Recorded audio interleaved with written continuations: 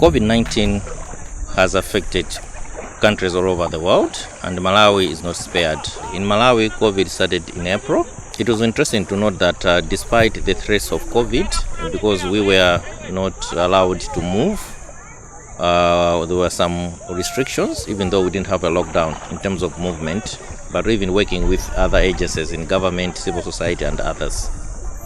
I'm happy to report that we were able to come up with innovations on how we need to interact. We continuously start work with the relevant authorities from the civil society and government to make sure that there's no disruption of services.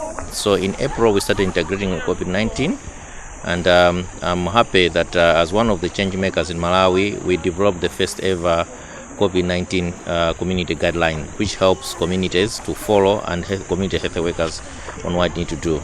Other partners were cooperative, others were not cooperative, but we influenced and moved the Ministry of Health that with or without COVID, we need to work hard to make sure that there's no disruption of services.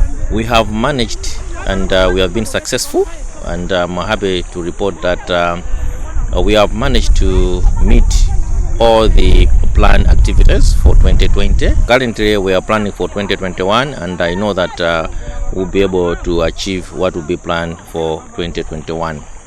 One of the strategies which we use for us to have this remarkable progress, we looked at how do we make sure that we have COVID but services are not disrupted.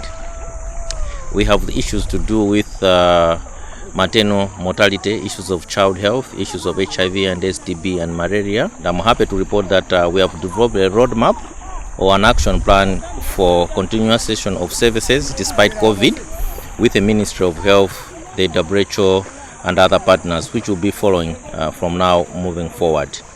I'm happy also to see that civil society is still active despite the COVID-19.